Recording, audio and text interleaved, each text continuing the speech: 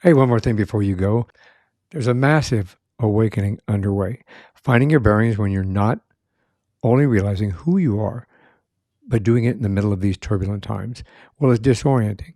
That's where my next guest in this episode stands out and brings a fresh perspective on the science of soul to conversations, helping people get their bearings, set their heading, and to get excited about stepping into their power as their most authentic self. I'm your host, Michael Herst. Welcome to One More Thing Before You Go.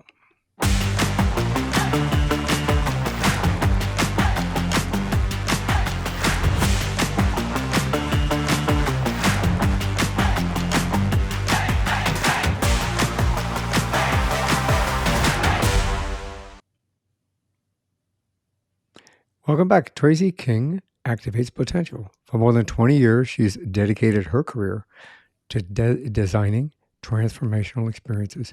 She's a master learning designer, a professional development consultant, a best-selling author, and owns an instructional design agency.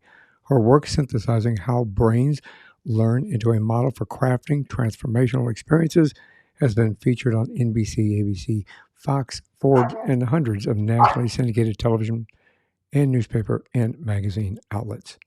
But as the gritty mystic, and we're going to talk about that, she's an intuitive channel and transformational teacher. Tracy reveals where her clients are in the levels of awakening to take the guesswork out of divine development, is allowing for more yes and less WTF. The goal? To embody your soul self. The same aspiration as the spiritual alchemist of old. We're going to have a really interesting conversation. Oh, I'm so excited to be here with you too. This is going to be amazing. Good stuff about to happen. It is what an amazing journey that your life has been in and taken. We all want to have purpose in our lives. From the time we're born, it's implanted in us that we should have a purpose, a purpose, a purpose. Sometimes we know what that purpose is. Sometimes we have to come around to that purpose. And from what I have seen and heard, you've kind of fell into your purpose. I did. It's definitely always been that thing that's nagging, that question, why am I here? What am I supposed to be doing? And when we have that question, when we feel that nag, what that's telling us is we're out of alignment, right? And there is something for us to align with and to follow that. That's a nudge for you to connect with what that means for you, and ultimately it's being your authentic self. Purpose is always who you are, who you came to be. And so the closer you step into being your most authentic self, the closer you're going to get to realizing what that purpose is. That's brilliant. And it works. But sometimes we're in a purpose that we think we're supposed to be in. Like me, I was a police officer for almost 17 years until I got injured in the line of duty. I left that career and I had to reinvent my purpose because at that time I thought that was my purpose. And for that time period, that's what it was. That's who I was. That's what that's not only my job, it's who I was. And it had to change. But the universe put me in a different direction where I can have fantastic conversations like this one from people all over the world. We can share, inspire, motivate, and educate people. So my purpose was redefined, and I'm very happy where I landed. Well, I'm so excited that you are here in your purpose and what joy you bring to these conversations, and just, really what's needed for people to encounter in this moment so that they too can align with who they are. Absolutely, 100%. Well, I like to start in the beginning, where it all began. Not necessarily humanity, but a little shorter. Where did you grow up? I grew up in West Michigan. I'll just here's the map right here. And everybody's got their mitten if they're from Michigan. And I grew up in a fundamentalist family, and that was really defining of my early experiences, especially spiritually, what I felt I had to conform to. And of course, introducing a lot of fear into spirituality for me. And so what direction do we want to take this? Where do we want to go into that story? What was your family like? There was some interesting dynamics.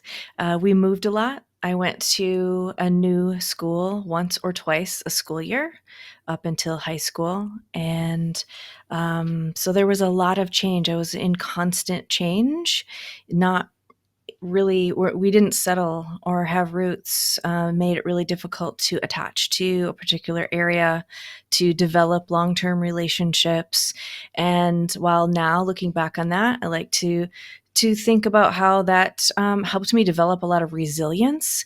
That's really challenging to grow up in that much chaos, and so that definitely had an influence on my compassion for people who have come out of or are experiencing a lot of change in their life and really can relate to people when they're in transformation, because transformation is ultimately change work. It is 100%. Do you have any brothers or sisters? I have one younger brother. Yep, he's 6 years younger than me. So I was a single child for a while. That kind of works. That's probably what my sister thought. We have 6 year difference between my older sister and me. She probably thought the same thing. She went, "Hey, this is great. What just happened? That's right. That's right. What are you doing here?" It's like, well, I'm here to see you. Would you? Excuse me. I am getting over a throat issue, so forgive me. Mm. Did you go to university? What did you want to be when you grew up? I did go to university. I always thought that education would be a part of my career path. I chose to be an English major. I thought that I was going to get my doctorate and become an English professor. That was really what I kind of had in mind. But I got married, and then the door to that path just closed in my face. And so I had to just find a job.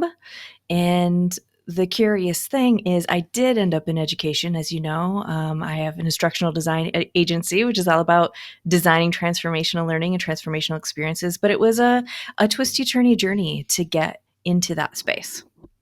Yeah, I think it goes back to what we said. Life can change in an instant, and sometimes we think the direction that we're supposed to go works for a little while, but then we're meant for something else. And I think, Right. do you think that's, sorry, this just popped in my head really fast. Like somebody was talking to me in my other earpiece. Um, do you think that is ingrained in our soul? Do we set that path prior to us being here? Or is that something that it comes later when we start understanding more of our soul? That's a great question. That's why I like to define purpose in terms of who we are and authenticity, because the outward manifestation of what it looks like can and will change because circumstances change, because we learn and we grow and we have more or different opportunities or less opportunities sometimes. And so, when I started and I had my first job, that definitely did not feel aligned with purpose. But at that first job where I was serving in an administrative assistant team for a vice president of a company, that's where I realized that there was a friction in one of the workflows in the company. And I brought it to the attention of the vice president. And I proposed training would be a solution to that problem. And she said, "Great, go create that." And I was like, "Are you talking to You me?" talking to me? You talking to me? Right. And so that was the first door opening way to me experiencing creating a piece of training for adult learning, for continuing education, versus thinking of it in terms of academia, and realizing how profoundly I was moved by seeing transformation happen as a result of this experience that we had together. And that just really lit a fire under me. I knew exactly what I wanted to do, but how that was expressed changed as opportunities changed in open way for me. And so I think a lot of people experience that they might be in a job where they're like, "This is not my purpose," clearly. But there might be something in it. There might be a thread in that, a throughway or a door opening because of that experience that sets them closer to that place that feels purposeful for us. That makes a lot of sense. My first job was a dishwasher in a real Italian restaurant. Two guys from Italy. They both were from Sicily. One from Sicily, one from Naples. Spoke Hmm. very little English. At that time, I didn't think it was my purpose, but then I learned a lot. I learned a little bit of culture. I learned how to speak Italian. I don't remember much since then. It was, we won't say how long ago, but we'll say it was a while ago. um, the uh, the opportunity that they gave me allowed me to learn to make pizza like true Italian pizza. And my brother-in-law was from Rome. He helped me to get the job, so it kind of worked out really well. But boy, I tell you what, it's kind of one of those things. You're trying to pick up girls. You don't go, "What do you do for a living?" I'm a dishwasher for an Italian place, but the food's good. Come see me there. So purpose sometimes doesn't play out where it's supposed to. It doesn't play out where it's supposed to. So help me understand how you evolved into being a mystic, and maybe we should tell me what a mystic is. If you can help me understand that, I would really appreciate it. Yeah, yeah. A mystic is someone who is able to connect with the cosmic, if you will, with the multidimensional spiritual reality that we're all participating in, but don't physically see or sometimes realize is even all around us and part of us, and is able to bring back truths, insights, guidance that helps us in our evolution in this life. And a lot of that has to do with connecting with purpose and seeing through our intentions for being here, but also to find play in our own personal evolution. Because while our lifetimes here can be very challenging, they can be very painful, they can sometimes make no sense whatsoever. From a broader perspective, it is viewed as play and experimentation and an opportunity to evolve as a soul. And so, bringing that perspective to bear in my teaching and coaching is how I serve as a mystic to others, and then in turn, helping them connect to that part of themselves so that they can also tap into their inner wisdom and really feel connected to this larger, grander scheme that we're all playing a role in. Now, would you relate that to a like a Native American medicine man or something along that line, or is it a little more than that, or like a Zen Buddhist, or is there any relation between all of that? Yeah, I would say that I wouldn't call myself a medicine person. That is definitely an expression of being a mystic within an indigenous culture. There are lots of, from all different religions, have their own experience that they would consider a mystic, and as well as outside of traditional institutional Right. religions, people might call it different things. Um, but definitely shamanistic, mystic. There's a lot of overlap in the role of In that regard. those types of servants on this plane. It's interesting. I'm a Reformed Catholic. I was raised Catholic. I'm not a practicing Catholic. I grew up in that environment, and I've said this on my podcast before, and so I don't mind saying it again. Basically, I found that organized religion, from that perspective, and this is just my opinion, we're sort of hypocritical in certain aspects, and that's what turned me away from them. My parents got divorced. My mother was excommunicated from the church, and we as children stayed with my mother, so we weren't allowed to go take communion because we were in there with my mother, who was excommunicated. Which I thought, you're supposed to be here for somebody when they're going through something like that. Instead, you say, Right. nope, we're going to shun you away. So at a very early age, I kind of started realizing that I was more of a spiritual individual and then an organized religion guy. My mother tried, she went from church to church to church to church, just trying to fit in because she needed that desperately. And she finally found a place, the Presbyterian church, that my stepfather, my father died at a very early age. We won't go into all that, but she was lucky enough to find a man that married her, and that That sound sorry, mom, I don't mean lucky enough, Like, yeah, she was lucky in the fact that she found Burl, and Burl was a very good individual that helped her to kind of, find a home again in regard Mm, to that, so it worked out from that perspective, but I never went back to the church. I didn't feel that it fit me, but I am spiritual, and I feel that from that perspective, um, and this all led up to a question. From that perspective, do you think that we are all part of the light, like a broader universe that we can all connect and understand or interconnect or communicate with each other?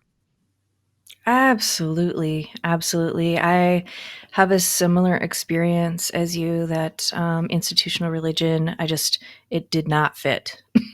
And the hypocrisy and just some of the horrendous things I experienced being a part of Right. that community. Um, I also no longer attend church or any type of organized religious type of service or community. I'm on a personal spirituality path, but I do believe that there is a through thread for those who are in pursuit of experiencing and living from the point of view of love, no matter what tradition they say they're part of. That is the one tradition. That is the Right. source seed of all spirituality. And so when we depart from embodying love, being love, seeking to ever be part of that and express that, then we venture into places that might be called religion, but that aren't necessarily spiritual. That makes sense. It really does. Well, how does that help me understand what is spiritual alchemy? I saw that. Mm, Yeah, I saw that in some of the stuff that I was provided, and I thought, that'd be a really interesting subject to kind of touch upon, if you don't mind. absolutely. Spiritual alchemy is this beautiful framework that's existed for a long, long, long, long time, well before the established institutional religions that are currently practiced. And we can talk about some of the fun things in the historical story of alchemy if you want to, but just as a quick overview, for me, it serves as a map to our personal evolution right now. And it's divided into three stages, and within those three stages there are seven phases, there are seven processes that we go through. And the first stage is really around what we experience as awakening. I talk about my personal dumpster fire moment that helped me realize that I am more, I'm connected to more, there's something more to this experience that I want to tap into, but I have a lot of trauma to heal. I have a lot to reconcile as to what's authentic for me. And then, the process moves into a series of personal evolutions to the point where you become who you truly are. A good analogy is thinking about yourself as an iceberg. And at the beginning of our journey, we're only conscious of the above the water part of our iceberg. And, the birds landing on our ice and the air around us, but not anything beneath the water. And the beneath the water part of our iceberg is us too. That's like our subconscious mind. It's where we store memory and trauma, and what is happening beneath the water impacts everything that's happening above the water. So when we're working through the first processes of alchemy, that first stage, we're realizing that we're in a whole iceberg and seeking to make the connections between the external and internal, between the conscious and the subconscious and unconscious selves, so that we become an integrated self. And then once we do that, we realize, oh my word, I am not only an iceberg, I'm also the water. And so we work into the next stage of spiritual alchemy where we start to realize that we're more than what we've constructed as the solid piece of us through our ego that's separate from everyone else. We're part of something bigger and grander. And we feel our way into understanding what it means to be the water also. Our consciousness expands. How we experience things around us, relationships, how we make decisions expands. We realize that we have what we call a higher self. Here are my bunny ears, higher self. And we connect with that part of us. And we connect with that multidimensional wise part of us. And as we're doing that, we begin to realize, okay, hold on now. I'm not only the iceberg and the water, I'm the cosmos. You realize that that higher self is not just something out there, it's you. That the people that we connect with, you and me, we are part of a unified consciousness. We're part of a collective, and we're participating in something bigger together. And so that's the third stage of our spiritual alchemy evolution, that the further expansion of our consciousness to realize we're part of something much greater, and we can more fully embody that in this conscious moment, in this incarnation, and how much more rich, empowering, powerful, and authentic that experience would be. Really channeling our entire gift set, being present in this moment, completely aware of that wiser part of ourselves. That's our potential. That's what can happen as we're working through this process. And something that I love about it is I was kind of feeling my way around this process without realizing that spiritual alchemy existed. And so for me, coming across this ancient spiritual technology of soul really helped me orient to where I am. Because sometimes when we're doing this internal spiritual processing stuff, it's hard to see our progress because it's not necessarily material and physical.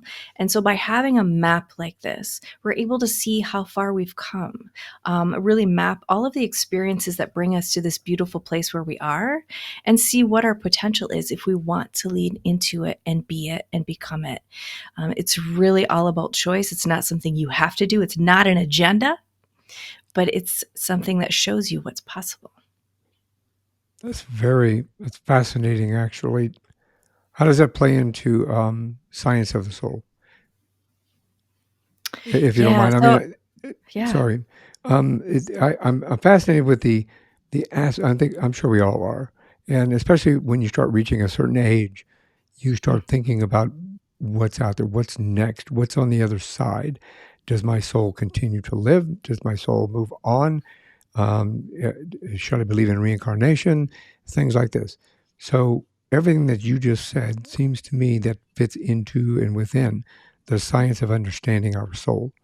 Mm-hmm. If you don't mind, can we expand upon that a little bit? Absolutely. Yeah, spiritual alchemy for me is the embodiment of the science of soul. And it's something that has been a part of spiritual tradition since the ancient days of Egypt. Before it was called Egypt, it was Kemet.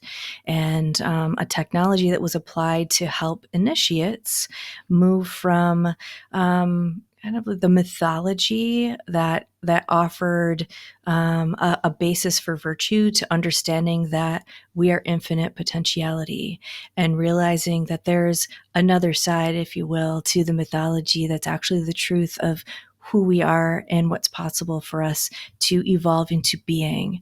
And so, as we move through the stages of spiritual alchemy, our as our consciousness continues to expand, our point of view of who we are expands, and we do realize that we are not just this one life, that we can, if we want to explore the fact that we've participated in lots of lives, and we bring the wealth of those experiences. We can tap the wealth of those experiences in this life. We realize that time is an illusion, that all time is now. And so that gives us an insight into how we can access that wisdom, because everything is happening right now. And we realize that we exist outside of time as well, and that we're part of the evolution of something even greater than what we can perceive of as soul. And what an amazing evolutionary journey we're on outside of this pinpoint perspective of a incarnated life. And I mean, we can just like really cosmic the F out, thinking about how many ways we are interconnected and participating in this drama of becoming and participating in moving forward the evolution of conscious as an individual, but as a whole. So, something that I love about spiritual alchemy is while we'll often focus on it as our soul's journey, our soul's evolution, we can map our collective consciousness onto this map as well. And we can see precisely where we are as a collective here, as an example, in the US, where we are, and what our work is right now, what needs to heal and what needs to be revealed, how we can step into our next phase as well. And so as we evolve as a person, we're always impacting the collective. If we only would become conscious of the fact that we're evolving as a collective, how much more powerful could we be in setting our intention for what we want to experience next as a collective? I believe it. Now, does that fit into the having a relationship with your spirit team? Like, I mean, I believe it. There's again my own personal things. I'm not organized religion, but I do believe in Mm-hmm. angels and guides, and I reach out to my angels and guides on a consistent basis. Especially in my journey, just briefly, my journey, and my listeners, viewers know, but the new people coming in here, I was injured, and I developed severe rheumatoid arthritis. I was told by 5 doctors I'd be in a wheelchair for the rest of my life. And I walked Mm, my oldest daughter down the aisle, and the wheelchair's in the garage collecting dust. So nice. I talk to my angels and my guides on a very consistent basis. Is that something that you feel might be part of your soul journey? I mean, Oh, excuse me, your absolutely. soul team. I'm sorry, soul team. Absolutely. Yep. I got the guide team too. Everybody has their own guides. They have their higher self guide, but they also have a collection of other, shall we say, consciousness friends who are in support of hanging out in support of what you want to accomplish in this life, and can be reached out to. And sometimes they come and go for different eras in your life, different parts of your journey. You'll have different, they could be ancestors, ancient ones, angels, guides. There's lots of different ways that we're supported. I absolutely believe in that. And it's not only that we can reach out to them for help, but sometimes we get in arguments. Sometimes, I mean, we live life together. We do, truly, we do. And I love that conversation so much because it's really important to realize that we're supported. That always works. Is that similar to you hear your guide or angel tell you to turn right, and you say, "No, I'm turning left," and then you get into trouble, and they whisper in your other ear and say, "I told you so." Yeah, that does happen. That happens. I told you so. You just didn't listen. Yeah, they're not going to make you do anything because, I mean, inherent in the word guide is like, here's a piece of information that could help you make a decision. So they're never going to coerce or try to persuade, but they got a broader point of view. We I'll reach give out them and that. trip you as you're walking. I was Great. talking to you. Can you come back? Yeah, I was talking to you. Um, how does that all play into this is the first time I've heard of this actually, and even all my 220 episodes, I have not heard about this. You talk about a 5D ascension. Um, can you help me understand what a 5D ascension is and how Yes, and let's how that please have affects that us? conversation. I'm Yeah. sorry. Yes, let's definitely have that conversation. I hear a lot about this in the internet spheres, in the social media worlds of people talking about ascending to the 5D, of having a foot in the 5D. And I just really have to challenge that position. While, yes, we are evolving as a consciousness, and as we evolve as a collective, our experience will evolve. And there are different dimensions of being. We're not going to individually leave this third dimensional space and leap on over to 5D and leave others behind. We're a collective and we operate as a collective. And so that's really another reason why spiritual alchemy is so instructive, is that it shows us not only how we as an individual grow and evolve. There's structures and processes around that. There are milestones around that, but that it also applies to how we interact as a collective. And so when I hear people telling stories about ascending to 5D, and that there'll be some enlightened people that make it over there in this lifetime and some don't. They're going to stay mired in the third dimension. This reminds me of the old storytelling in Christian fundamentalism that I grew up in around the rapture, around the end times, around people being left behind and suffering. This is a narrative that needs to be deconstructed. When I hear this narrative playing out in people's content, that tells me they have not fully deconstructed from those fundamentalist point of views, because that's not a broader perspective of how this works. That's not the broader perspective of what's in play. And our attention instead should be focused on, how do I step into my being and becoming?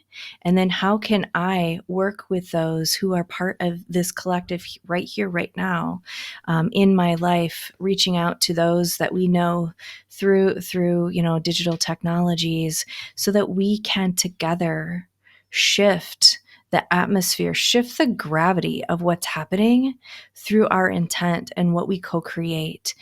We will evolve as a collective. We're not going to splinter off and leave parts of our collective behind to suffer.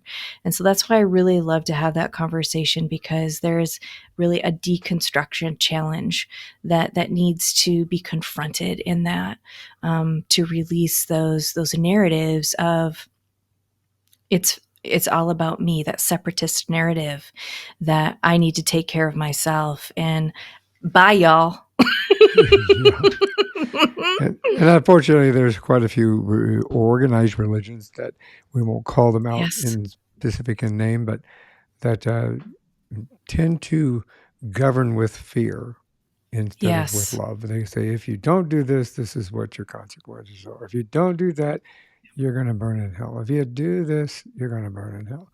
Mm. And I think that we all need to take our own personal responsibility for where we are at in our lives in regard to the connection with the universe and spirituality. And I think, everything that we've talked about so far kind of fits along that line of developing and understanding what your soul team is, and connecting with the soul team to help you through awakenings. We all have awakenings.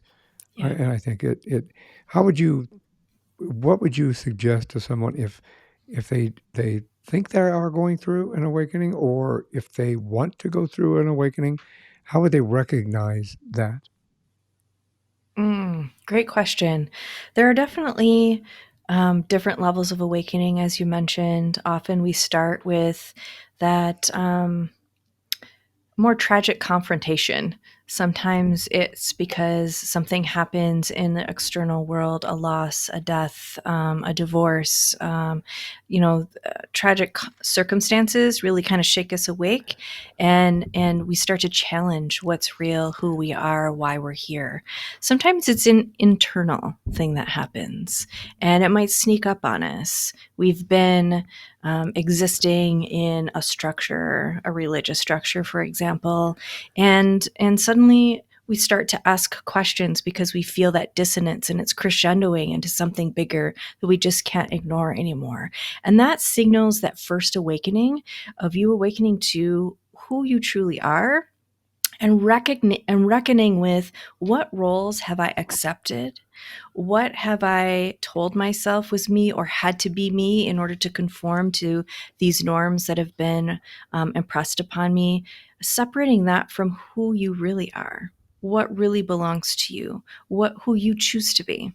And that's kind of that first massive awakening. And then after that, as we're engaging this process of evolution, transformation will, of course, introduce new levels of understanding, which could also be described as awakenings, because they become new ways for us to see who we are, to express purpose, to reinterpret things that have happened to us in a more wholesome or healed way, to reconcile pain, but also to realize what's possible and what we want next, because we will often realize what we want to create in our lives by the contrast that we experience. I do not want any more of that.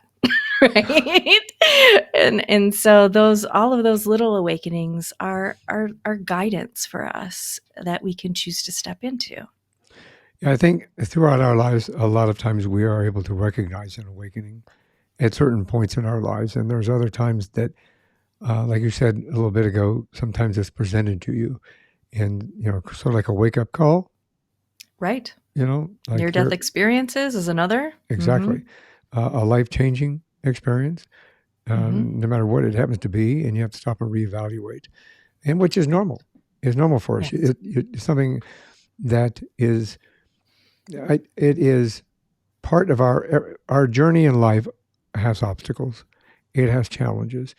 We can take them as a learning tool, we can take them as stepping stones, or we can take them or go crawl in the corner and close your eyes and not turn around and look.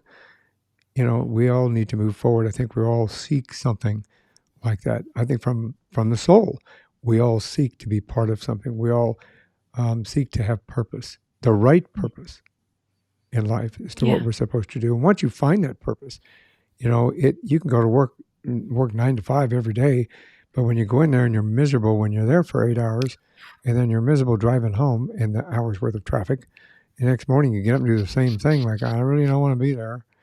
I think that there are some steps that people might take that they could start to understand and maybe um, take the opportunity to look around. Do you have any steps or anything like that that might help somebody that's stuck in that rut? For sure. I relate to how you describe that. I know so many people will, that we sometimes feel in alignment, and sometimes we feel that crunchiness, that resistance, that something's not right, but I either don't want to look at it, or I don't know how to confront that or work through it. It seems too hard. It seems overwhelming. It seems scary. It's risky, right? Transformation always is, because we don't know what's on the other side of it. And so this is where coaching can really help, because when people come into a coaching situation, they're bringing this resistance that they feel, whether that's that commute or that job that doesn't feel like a good fit, and they might not know what next steps to take. It feels too big to break down into chunks and just process on our own. And coaching can be that safe space cocoon where we process together, um, why we're feeling that way. What is it connected to? Really understanding the source of what those feelings are, because feelings are always data. They're always telling us important stories if we tune in and listen to them. And then we can start to really generate ideas around, well, what would feel better? And what are some of the options and opportunities that are available right now that could potentially open way for another option or opportunity to open up? Where do we want to see ourselves? What would that next ideal place look like, be, and be really begin to sort out how to accomplish that? And we can, in coaching, take it all the way from the more transactional, I need to find a new job spaces, to I want to experience a new way of being. I want to experience peace in my life. I want to experience safety. I want to feel safe, right? Those are some different ways that we change and transform. That second part is more related to that authentic self part of us, the more becoming who we are, more of who we are part. And coaching is a really beautiful space to workshop that. It's really all about you and your agenda and your evolution, and holding space for what wants to emerge, and what wisdom you are already connected to, that the right questions can help loosen up and bring forward, so that you can see what's possible in this, for these next few steps, but then really foretell your own future, what you want to create for yourself. So, I mean, coaching, I would highly recommend a beautiful space to do that. And of course, when we're talking about change, if coaching is not something that's accessible, is finding community around that goal that you have. People that won't bog you down in the feelings of lack and this isn't what I want, but people who will hold space for you, ask good questions so that you can draw from your inner wisdom and find those answers that you do have access to. But sometimes we just don't even know where to begin to pull that out from ourselves, to connect within that, within ourselves, to pull forward that vision and feel safe doing it. I mean, even feeling safe doing it sometimes is part of why having those relationships or a formal coaching relationship can help us. We got to feel that safety. I agree with that. Yeah, I think communication, number one, is key. Into Mm. helping yourself and helping others. Communication is the ultimate key, the golden key. We'll call it the golden key to open that door. Yeah, yeah. I need the golden key to open the door to give me some cough syrup. We'll work on that later.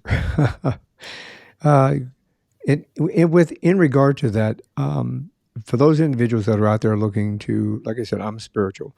I found my own way. You're spiritual. You found your way. If somebody is looking to kind of evolve into more of a spiritual perspective in life than organized religion, not saying that organized religions are cults and you have to go snatch them out of there and retrain them. And but if there's somebody that is seeking a more spiritual perspective on life, what are your recommendations for connecting with that in their first steps? Something Mm. that they would recognize and take everything's in baby steps, right? Exactly. There are a couple of questions at the beginning of that journey that you have to become good at asking yourself, and they'll serve you throughout your entire life. One of them is this for me? So, any piece of information you're reading about spirituality, any spiritual practices you're trying or interested in trying, um, always asking the question, does this feel authentic? Is this for me? And the answer might be yes. And then you follow that curiosity. You adopt that practice for as long as it continues to be a yes for you. If it's no, then it's like, okay, that's not for me, and that's fine. I'm going to continue searching for what feels like it's for me, what feels authentic to me, what feels supportive and nurturing to me. And as long as you continue to ask those questions, you'll always be able to come in contact with the precise community and information and practices that will be supportive for where you are. And that's also where, like podcasts like ours serve a role, because we introduce people and practices and ideas that people might connect with, that could spark that curiosity, that they could try on and ask that question, is this for me? Another question is, what do I want? When we're in a structured, control based, high control religion or relationship for that matter, that's not a question we're allowed to ask. What do I want? So when you allow yourself to continue asking yourself what you want, you continue to see further and further into the type of environment, relationships, world you want to create for yourself. Brilliant, brilliant advice. I think that some of us just need to again kind of take the moment to open our eyes and to listen and to make a choice. Hmm. We need to make a choice. Do I want to seek past this, or am I just want to sit in this little rut right here and continue on my life till the end of time and do everything, or do I want something more? I It think is a choice. It's always a it's choice. always a choice. Yeah. It's when I was getting, it's always brings tear to my eyes. So I'm hoping it won't do it this time. An example is when I was sitting there feeling sorry for myself and sitting in a wheelchair. I was in one for 4 years. When I asked my oldest daughter what she wanted for a wedding present, she said, "I want you to walk me down the aisle," Hmm. because she knew that I had it in me to do that. And it was, she goes, "You have a choice, and you just have to take that first step." You just have to take that first Yeah. step. And that's even within this. You just have to take that first step. And that I think that would help, become your most authentic and powerful you, as you say. Mm. Because once you connect with you and you connect with your soul, then you can connect your mind, your body, and your soul. And then it all Mm. works in conjunction with the universe, right? Yeah, you is all of that. And so integrating those pieces is Mhm. part of becoming your authentic self, becoming your most powerful self, being present and integrated. And you're right, once we can see the trajectory that we want to follow and we realize that practices and sometimes relationships and ideas even we might outgrow and evolve past, realize that evolution is always happening. We're naturally always going to change and grow if we allow ourselves to be that authentic you. That becomes a beautiful part of the journey, and we don't have to fear that. I agree with that. Excellent words. Excellent words of wisdom. Um, you have a podcast. Tell me about your Yes. podcast. What motivated you for that? It's called The Gritty Mystic. And it's about conversations like we're having today. And I invite someone to the conversation that's a coach, a healer, a practitioner, an author who practices a modality that might help people in this journey, in the different phases of spiritual alchemy. And we have some really brilliant conversations. So I do invite you to join us. And really, I established it a couple of years ago because I really wanted to connect with people and connect people to ideas that help them connect with what they might want to do next. So that as they're asking that question, is this for me? They might really encounter something new they'd never heard of or never thought of in the podcast. And that's free juiciness for you and for your soul growth. And you can see on your screen here, there are other things that I also offer. The Science of Soul is a free video that talks about the history of alchemy and a little bit more about those phases and stages. And then I also am a coach as well for those who want to work directly with me. We can get together for one time only. That's the one-on-one breakthrough. Or we could spend some time together and feel through whatever you're working through right now and laying down a path for you to feel more authentic, to really connect with and become that empowered person that you ultimately and inherently are. Well, I know that your podcast is on anyone's favorite listening platform, but you also have a website that they can reach out to. Yes, yeah. Hop into goodymystic.com. You can find out about all of these little things in addition to some other goodies. You can leave me a message. You can voicemail me on the website. And then I hang out a lot on Instagram. That's where I am most of the time, but Instagram and TikTok for sure there. And the Gritty Mystic podcast is also captioned on YouTube if captioning is your vibe as well. Fantastic. That's a wonderful opportunity for someone to take a chance and take that first step and help to understand their own spirituality and their own awakening. Maybe they don't recognize the knock on the door, Right. but your awakening is humming and is here. Let me slow down. I was getting all excited. That your awakening is knocking on the door, and that you need to answer it and kind of help your life move forward in a very positive way. Mm-hmm. Your perfect timing. Tracy, I want to say thank you very much for sharing your journey, sharing your wisdom and everything with me. I really appreciate it. This is one more thing before we go. So do you have any words of wisdom before we leave? More? You want more? No, I'm just kidding. More. We always want more. When the wisdom is that good, we always have to have more. I've lost, I'm going to pause you. I've lost your voice. There we go. Okay. Take two. I would say one more scoop, one more thing before we go is often when we're on this spiritual evolution journey, we're focusing on the things that we need to be doing. We're really striving.